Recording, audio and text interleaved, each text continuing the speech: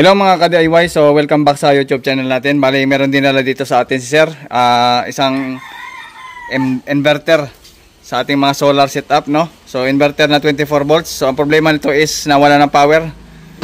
So ayan, bali ito yung laman ng inverter na 24 volts.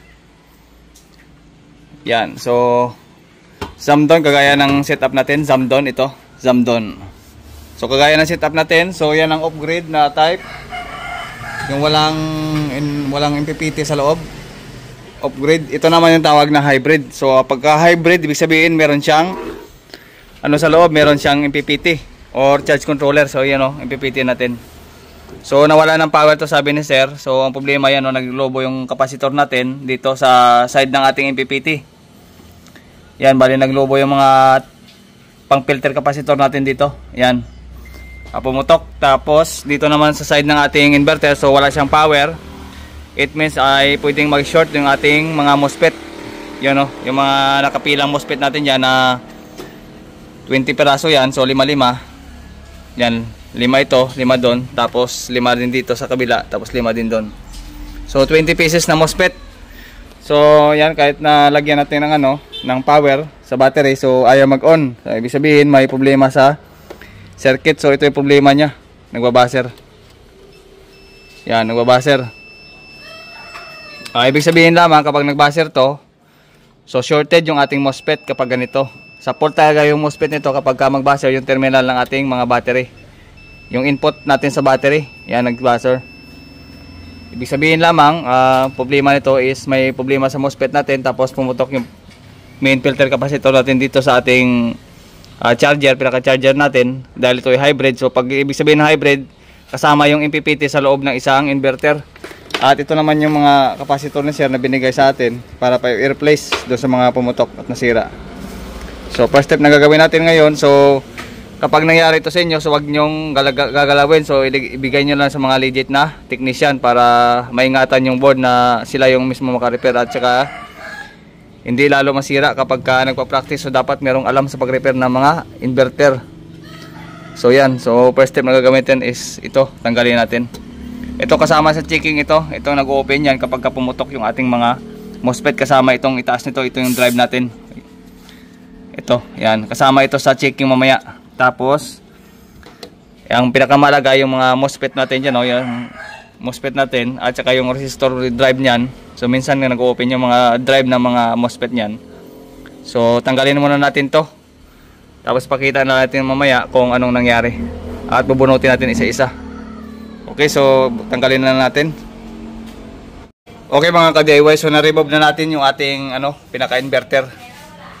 Yung drive ng mga MOSFET natin, na-remove na natin dito na part.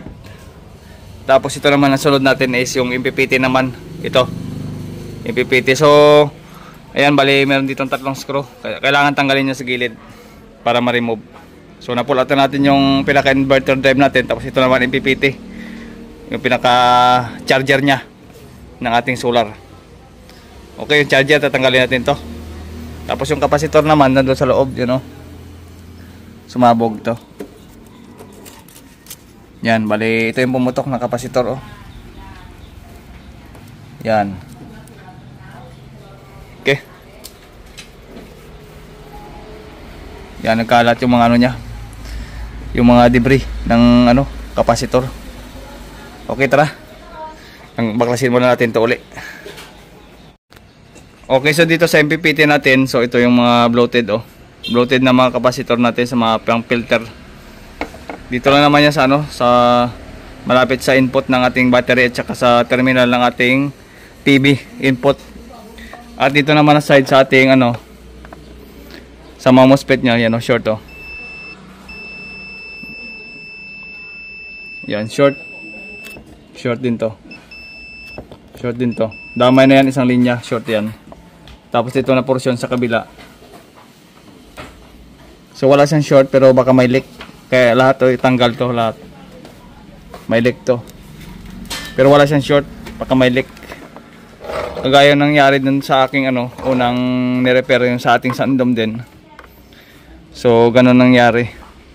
Ito walang leak to. Ito to, medyo good ata to. Pero hindi pa natin alam to kasi naka-circuit Itong kabila na, yan, buzzer oh. Yan, may short to. May leak, yan. May leak or may short. So remove lahat to ng ano, remove lahat ng mga MOSFET. Ito oh, may bitak ito. Bitak kagad oh, yung MOSFET to. Yan, nag-crack. Nag-crack. Ano? Nag-crack ang MOSFET, yan. Ayan.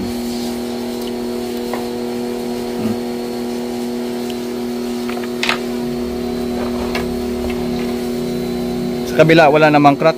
Ito meron isa, crack. Yan o. May nag-crack, dalawa. Ito pa. Nag-crack din ito, tatlo sa po. Pumutok yan o. Sa dalawa, tatlo, nag-crack at nagpumutok.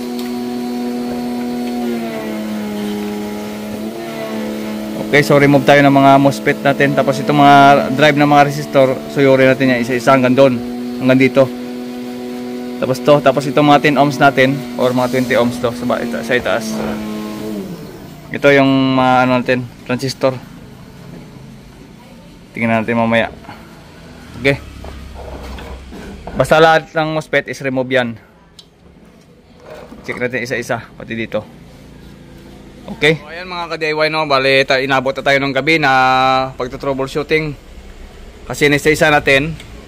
Napapansin nyo yan no, maabot na tayo ng gabi no. Yan yung highway natin, yung daan. Yan, bali madilim na sa labas. Ayan. So madilim na. Ayan, kung napapansin nyo, yan no. Yan, nag-video pa tayo. So balik tayo dito sa ginagawa nating samdon. So dito na part sa ano natin sa itaas, sa pinaka mainboard. So ito yung troubleshooting ng mainboard. Dito na area yan. Itong area pagka naputukan tayo ng mga MOSFET o nasiraan tayo ng MOSFET, ito yung area na dapat suyurin. Yan. Ito yon. So okay naman dito na part. So okay naman yung part dito. Ang nangyari, pati yung ating ano, kasi ano, nira ko na dito sa microscope natin. Yan o. Yan, bali microscope yung ginagamit natin para makita. Yan. Ito yung mga importante yan. Yan. Importante yan. Mga transistor drive natin. Tapos yung resistor naman natin dito. Yan sa mainboard yon. Ito naman sa ating ano. Sa power supply natin. Yan. So lahat yan. Sinuyod natin yan. Dito. Yan o yung mga drive natin. Yung mga resistor natin dyan na 10 ohms. Yan, 100 ohms.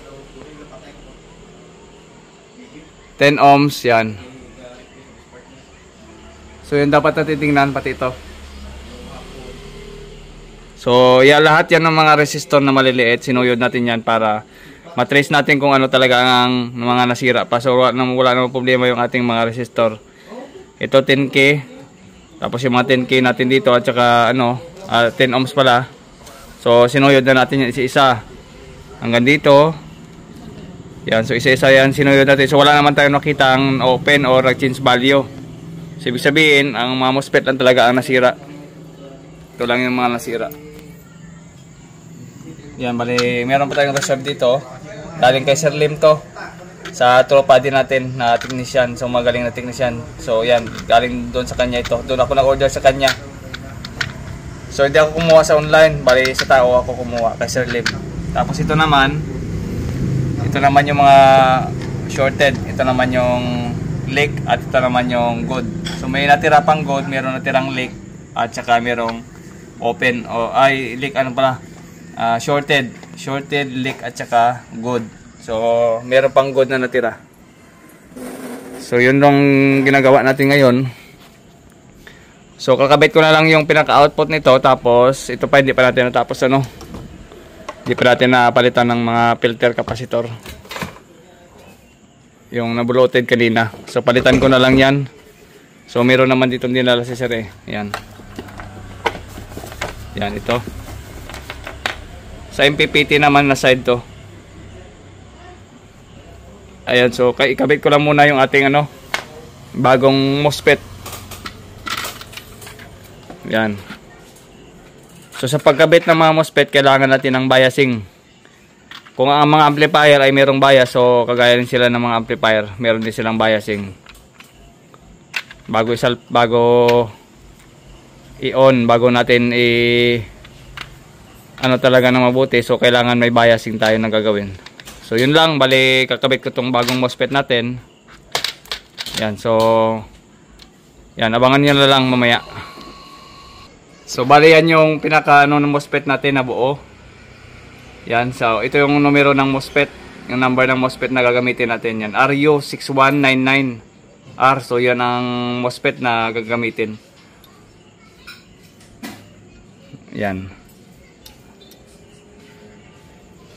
So may ano na kayo, may idea kung anong MOSFET na ginamit ni Samdon. Okay, so kakabit natin yan dito isa-isa. So ayan, bali tapos na natin siya ikabit yung ating ano, mga MOSFET ng ano. Yan yung mga MOSFET natin, tapos natin ikabit. Yan, bali ikabit na lang natin to. Tapos yung ating MPPT naman ay nakabit na rin yung ating mga ano, filter. Yan, bali nakabit na rin yung mga bagong filter natin. So kabit na lang ito para may testing na natin. So dito, kabit muna natin yung pinaka ano, mainboard nya.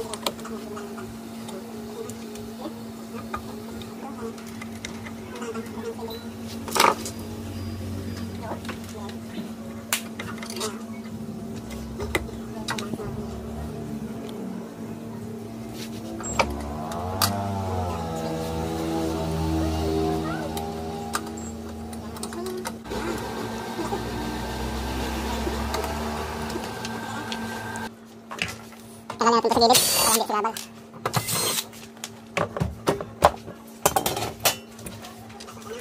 Yan.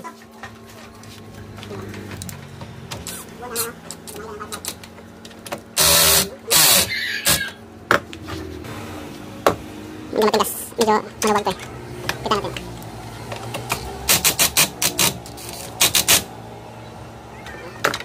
Next sa negative side tayo dito.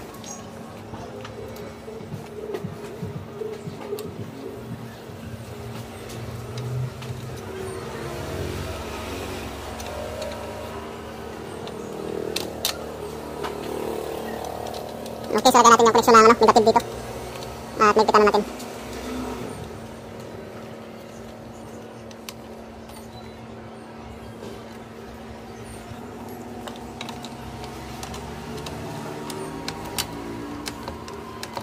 So dandahan lang, isi-isi lang yung natin, install. Ayan.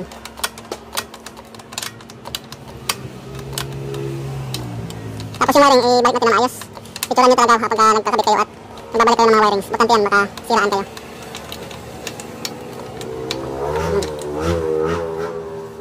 Okay. Next is dito tayo sa ipipitin na naman.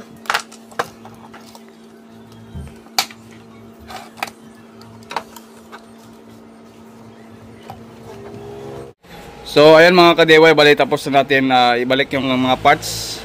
So testing muna natin, tara. Testing natin dito sa ating, ito yung power supply na ginamit natin, positive at saka negative. So supply natin dito sa negative at positive bilang battery natin. So pan-testing na itong power supply natin. So power on natin. So adjust tayo ng mga 27 volts. 27, yan 27 volts. On natin. Then power on natin dito. Testing mo natin.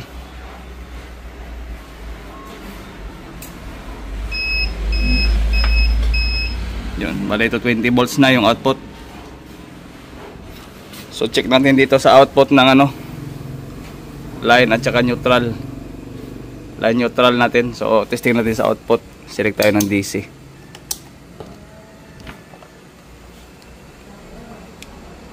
Check natin sa output. So yan, balay meron tayong 219 volts AC. So ayos na to.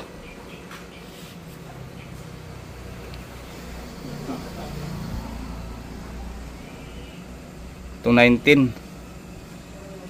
So ayos, so pwede na natin tong isara. Takpan na lang natin to. Yan. So ayos. Power off. Okay. So hanggang dito lang ating video mga ka-DIY. So asimbolin ko na lang ito. At maraming salamat sa inyong panonood. This is JM. Bye bye.